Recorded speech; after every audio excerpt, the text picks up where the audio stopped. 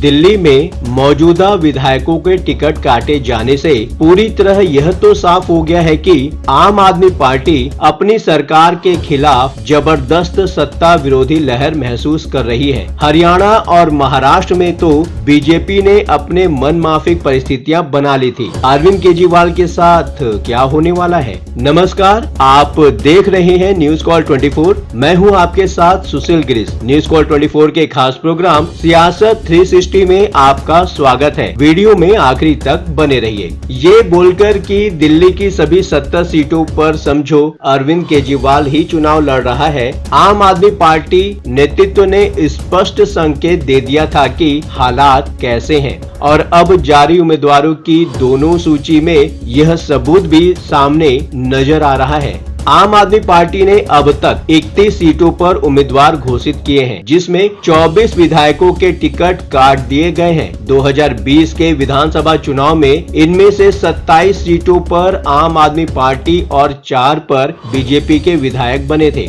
आम आदमी पार्टी ने अपने 3 विधायकों की सीटें भी बदल दी हैं, जिसमें मनीष सिसोदिया भी शामिल हैं। आम आदमी पार्टी ने मनीष सिसोदिया को इस बार पटपड़गंज से जंगपुरा शिफ्ट कर दिया है और वैसे ही राखी बिडलान को मंगोलपुरी से मादीपुर, प्रवीण कुमार को जंगपुरा से जनकपुरी के मैदान में भेज दिया गया है, जो सीटें बीजेपी के हिस्से में चली गई थी। उन पर आम आदमी पार्टी ने हारे हुए नेताओं को ही दोबारा उम्मीदवार बनाया है। लोकसभा चुनाव के बाद हुए हरियाणा विधानसभा चुनाव में भी बीजेपी के सामने सत्ता विरोधी फैक्टर की चुनौतियां थी, जिसे काउंटर करने के लिए पार्टी ने कई विधायकों के टिकट काट दिए थे। ऐसे नेताओं में मंत्री भी शामिल थे और कई तो कैमरे पर रोते हुए भी पाए गए थे। हरियाणा की जीत से बीजेपी का जोश बढ़ा जरूर था, लेकिन शुरू में काफी डरी हुई थी। डरने की वजह भी थी। लोकसभा चुनाव में न तो बीजेपी न ही सहयोगी दलों में से किसी का भी प्रदर्शन संतोषजनक था, जिसके लिए बीजेपी को सहयोगी से सीटों की अदला बदली और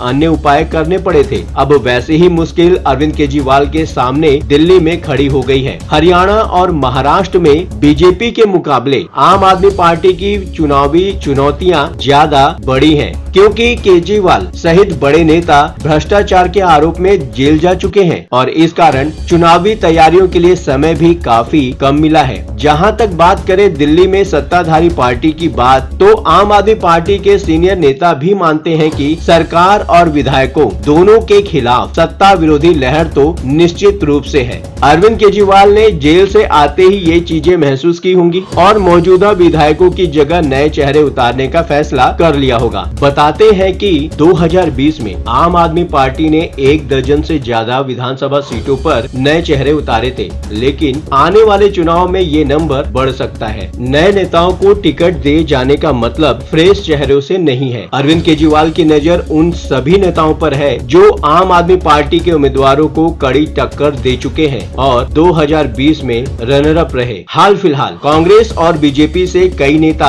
आम आदमी पार्टी में शामिल हुए हैं और अब तक घोषित किए गए उम्मीदवारों में उनका भी नाम शामिल है। न्यूज एजेंसी ANI की एक खबर पर आम आदमी पार्टी की तरफ से सीधे अरविंद केजरीवाल का रिएक्शन आया है। अरविंद केजरीवाल ने कांग्रेस के साथ दिल्ली में चुनाव पूर्व गठबंधन की बातों को पूरी तरह से खारिज कर दिया है। सूत्रों के हवाले से ANI ने खबर दी है कि कांग्रेस और आम आदमी पार्टी के बीच समझौते की बात करीब करीब फाइनल स्थिति में है। ANI के मुताबिक आम आदमी पार्टी कांग्रेस को 15 और इंडिया ब्लॉक के दूसरे सदस्यों को भी 1 से 2 सीटें दे सकती है। लेकिन अरविंद केजरीवाल ने ANI की खबर को टैग करते हुए सोशल साइट X पर लिखा है, आम आदमी पार्टी दिल्ली में अपने बूते चुनाव लड़ेगी। कांग्रेस के साथ गठबंधन की कोई संभावना नहीं है। जब तक कोई और खबर नहीं आती तब तक तो यही फाइनल माना जाएगा। हो सकता है ये सब भी अरविंद केजरीवाल की रणनीति का कोई हिस्सा हो, क्योंकि हरियाणा चुनाव के दौरान भी गठबंधन को लेकर गंभीर चर्चाएं हुई थी, लेकिन बाद में बातचीत अंजाम तक नहीं पहुंच पाई। अरविंद केजरीवाल ने मौजूदा विधायकों के टिकट काटने जैसे कदम उठाने से